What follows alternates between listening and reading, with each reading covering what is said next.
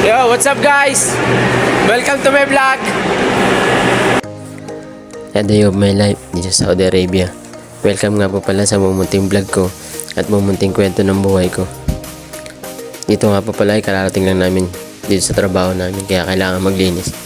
Kailangan ko muna pong linisan yung area ko na iniwan ko ng Huwebes dahil sobrang pagmamadali makauwi, hindi na nakapaglinis. Pero required po talaga dapat na linisin yung area bago iwanan o bago mag-umpisa magtrabaho.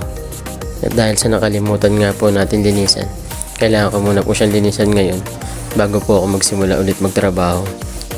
Kaya na nga po ay kinuha ko na po dali-dali yung forklift para makapag-umpisa na po ako makapagkarga ng plate dun sa table na nilinisan ko kanina. Kung napapansin nyo po ay wala pa po masyadong gumagalaw dyan, ako pa lang. Dahil sa excited po akong magtrabaho, inagahan ko na po. At ngayon nga inailagay ko na po yung sheet dyan sa table. Kailangan ko lang po yan sukatin. 6 meters nga po pala ang haba ng sheet na yan. Kailangan pong hatiin sa gitna para magkasya po sa aming machine. 3 meters by 3 meters lang po kasi ang kayang ilagay sa table sheet ng CNC machine. Diyan nga po sinusukat ko yung kabilaan. At dahil nakuha na po natin yung sukat, ilalagay na po natin yung release ng tren. Este release po pala ng makina. Diyan po dadaan yung makina mamaya na gagamitin natin pang cutting. At ayan na nga po, ilalagay na po natin yung makina.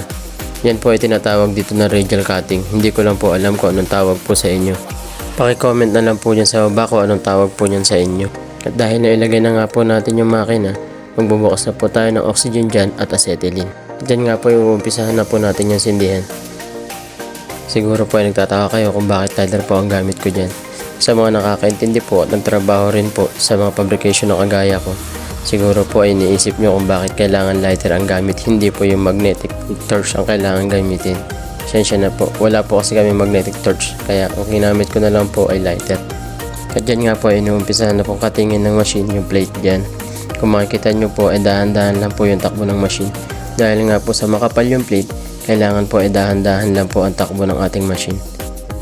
At dito ko nga po muna puputulin ang aking mumunting vlog. Sana po kada paano may natutunan po kayo sa aking mga kwento at trabaho.